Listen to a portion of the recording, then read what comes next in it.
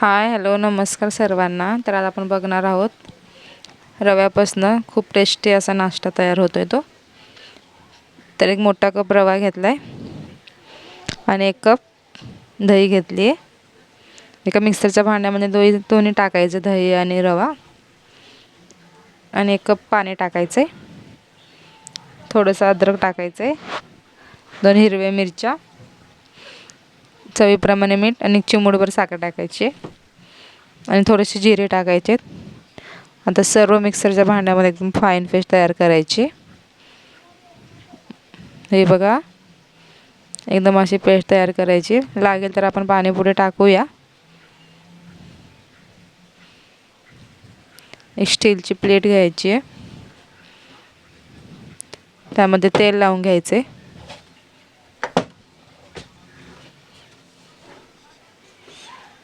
आणि एक pouch Eno टाकायचे आणि त्यावर थोडंसं पाणी टाकून सर्व व्यवस्थित मिक्स करून घ्यायचे. पटकन मिक्स करायचं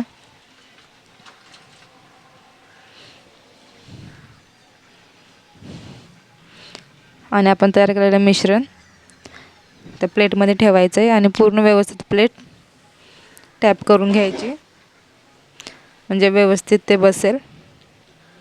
आणि एका कढईमध्ये पाणी गरम करून ठेवलं होतं, त्यामध्ये आपली ती मिश्रणाची प्लेट ठेवायची आहे. 10 ते 15 मिनटं छान हे करून घ्यायचं. आता बघूया आपला नाश्ता तयार होतोय. ते पण छान किती फुलला आहे. आणि त्यासाठी लागणारी थोडीशी चटणी बनवायची त्यासोबत खाण्यासाठी. 2 लसूण पाकळ्या, थोडंसं अद्रक, 2 हिरव्या मिरच्या घेतल्यात, मुठभर कोथिंबीर आहे, जिरे,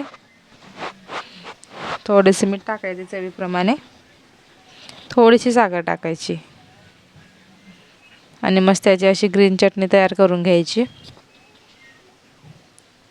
तर हे बघा, आता आपल्या नाश्त्याचं हे करून घेऊया व्यवस्थित. आपल्या ह्याच्याने जसं आपल्या शेप द्यायचे त्याप्रमाणे आपण काप करून घेऊया.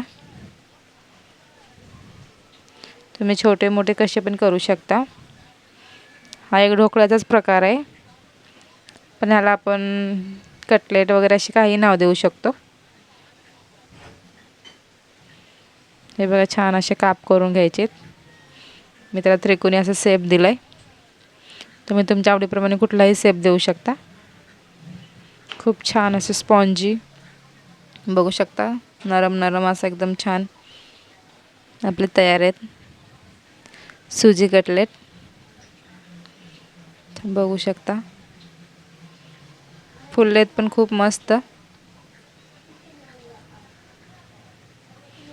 आणि आपली चटणी पण तयार आहे. तर बघूया आपण पुढची.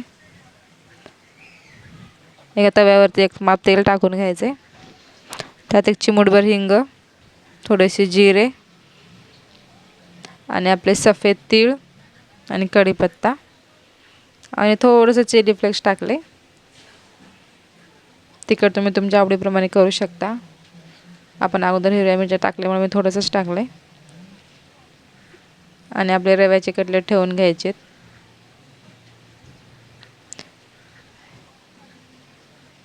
मस्त अशी भन्नाट रेसिपी झाली होती. खायला पण खूप चव होते. खूप इझी आणि सोपी आहे. तुम्ही पण नक्की ट्राय करा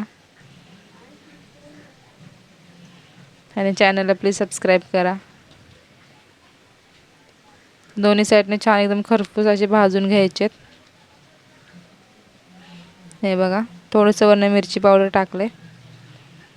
मुलांसाठी असेल तर काही टाकायची गरज नाही आहे.